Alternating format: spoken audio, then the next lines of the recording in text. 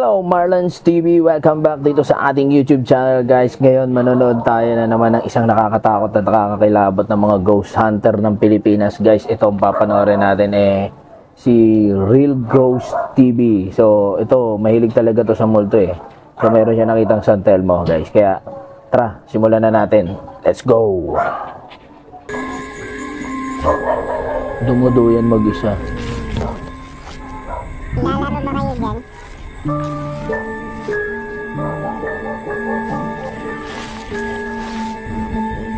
what's up guys? Yan guys, meron nga pala tayong ginawang video guys sa solo exploration sa Balete Night. Hanggang doon lang tayo. Ito mga to, expert na to mga pumupunta sa mga ano to mga batis pa rin. Abandonadong building, bahay. Batis. So ito guys, nasa gubat naman siya. Parang lumang park kasi kanina merong siso Ano yan guys, mga baliti. Saka duyan. Yan yung mga baliti. Yan. Malalaging puno.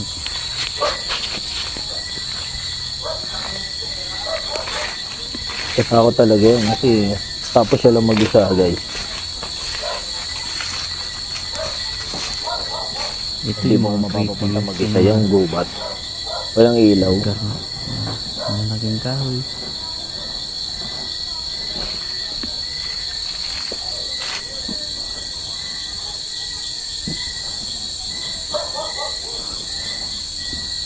So, time check tayo guys. Alas 12 na ngayong gabi. Oh. Ayun yung guys yung San Telmo. Yun guys yung San Telmo, kwento-kwento na talaga yun sa probinsya. Sinasabi nila na totoo yung San Telmo. Kumbaga, mas totoo yan kaysa sa aswang. Ay San Telmo. Lumulutang na apoy. Sabi nila, ano yan pag nakakita ng tao, nangahabol. Pero madalas daw talaga nakikita yan San Telmo sa gubat, tapos kapag ka medyo maulan. Nakikita ko guys na lumulutang na apoy guys. Sa unahan. Tapang nito no? Saan kaya nakakuha ng tapang to? Bibili ako. Lumulutang sa ibabaw. Ito, pinupuntahan niya pa. Ako yan, uwi na ako. Nakita niyo yun guys. Sa kanlalaki ng puno, di ba? Hindi mo alam kung ano yung pwede makita mo rin sa puno na yan.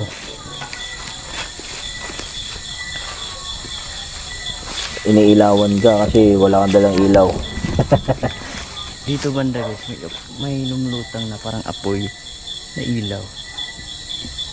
Ano kaya yun guys? Yung kaya San Telmo kaya yun guys? San Telmo? May mga lugar na pinupuntahan talaga to si Real Ghost TV na parang paborito niya. Kasi alam niya marami nagpaparamdam.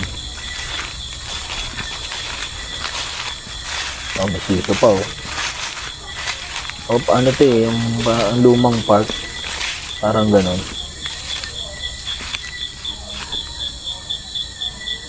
Ano nakakabingi yung yung katahimikan na naririnig mo lang yung mga insekto. Malaking puno guys Hindi mo ko mapapatambay dyan boy.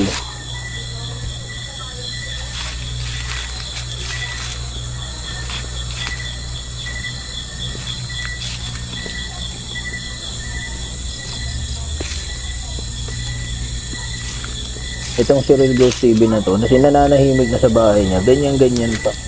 Ano naisipan may San Telmo dito guys.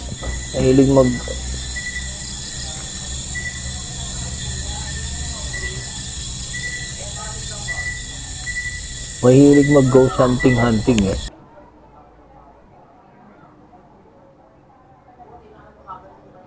maghanap pa ng white lady.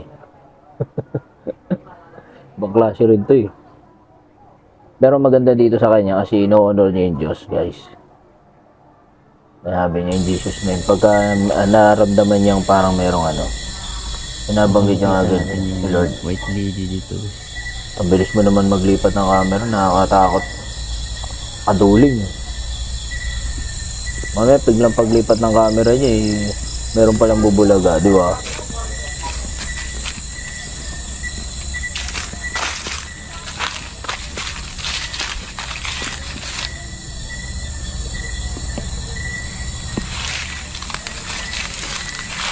Ito yung parang itas.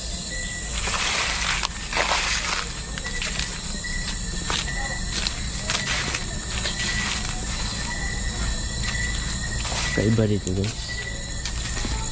Creepy dito.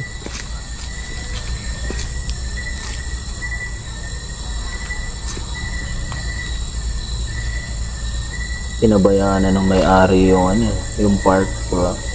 Pero, di ba, bakit kaya nagtayo sila ng park dyan sa kagubatan? Sino naman pupunta, di ba? So comment down below na lang kayo guys. Oo. Mayroon pang fish pond. Kasi sigurado naman na park yan sa kagubatan. Wala masyadong bahay dyan, di ba? Dahil nalugi, Yung mga kahoy. iniwan na lang.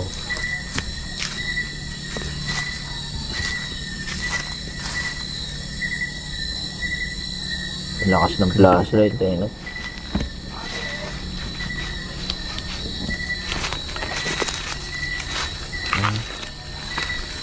Napaka-creepy dito guys.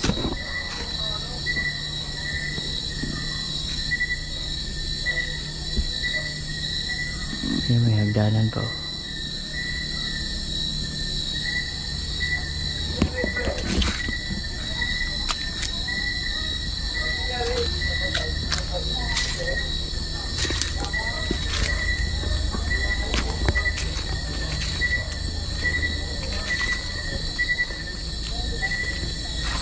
Creepy din.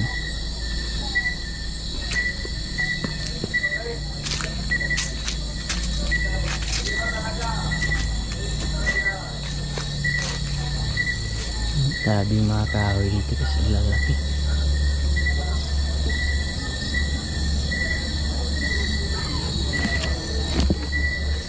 Napakatahimik.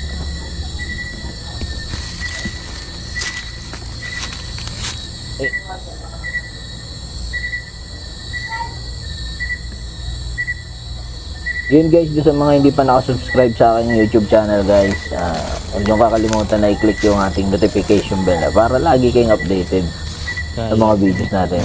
Comment na lang kayo guys kung ano yung nakita natin. Years until mo baka ayon. Para kasing ilaw na nakalutang. Loko pa yung flashlight. Kasi ito guys, Malobat na. Bigla bang na lobat yung battery. Ben, alam ko may sumisilip. Napalo.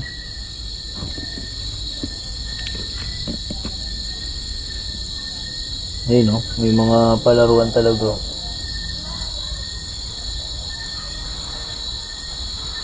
Oh, Parang may narinig ako dito. Yan ang malalaki yung mga kahoy dito guys. yung guys, oh. Gumagalaw yung yung siso. Ay, yung duyan. Ayun no. Ay, hindi. So, tingnan mo. Kusa guys. Nilalaro. Siso ba yan? Hello? Meron bang tao dyan? Imagine niyo guys, bakal yan, kung malakas ang hangin, hindi yan basta-basta gagalaw. Kung meron pa. Nilalaro dito guys.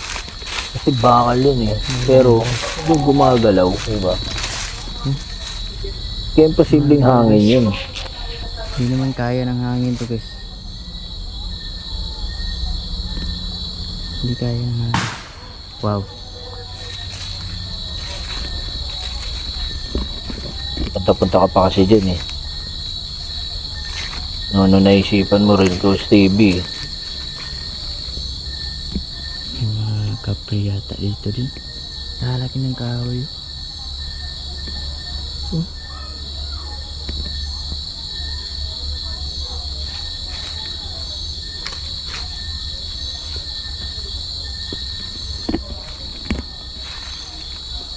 Sabi guys, nakalaki ng mga kahoy dito guys.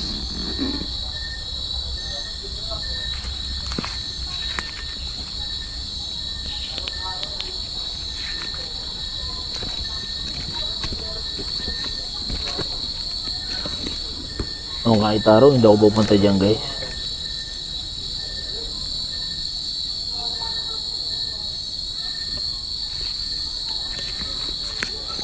Sipag mag-vlog dyan ni Real Ghost TV, nakakatakot pa. Ayun yung gumagalaw kanina. Oh. Guys, comment down below lang kayo kung meron kayong nakita dito at nahagip sa ating camera guys. Sobrang creepy dito guys. Oh, gumagalaw ko yung isa, yung duyan.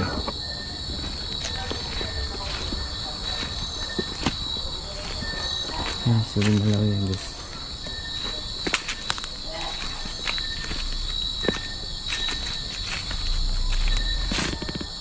Napakalaking lupa, ano? Tapos iniwan lang ng ganyan ang may-ari.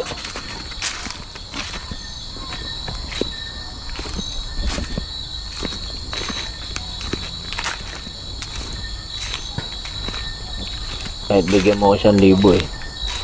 Hindi ako pupunta dyan eh. Kahit bigyan mo ko 1,000,000, pupunta ako dyan. Eh, uy no. Imagine mo guys, oh, di ba? Yung ano na yan, siso, ay yung duyan, mabigat yan, bakal yan. Tingnan mo, nilalapitan niya, gumagalaw talaga. At saka yung galaw niya, ang lakas. Oo, yun oh. Tinanong pa. Guys, hindi kaya ng hangin yun guys. Eh, malamang naglalaro yan eh. Masakayan dyan sa Tignan nyo guys. siso. Ay, duyan. Siso ka ng siso, duyan. Oh. Tignan nyo mga gulat. Hindi, tsaka yung ano, yung uga niya talaga, di ba?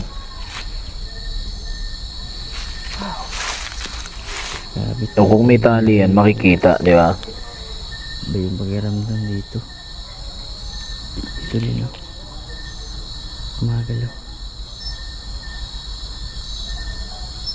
So yun guys, sabi niya pangalawang balik niya na yun dyan sa lugar na yan. So ibig sabihin na napuntahan niya na talaga. Siyempre, yan guys, thank you so much sa pagsama sa pagtambay sa ating panonood sa ating video ngayon. Thank you so much.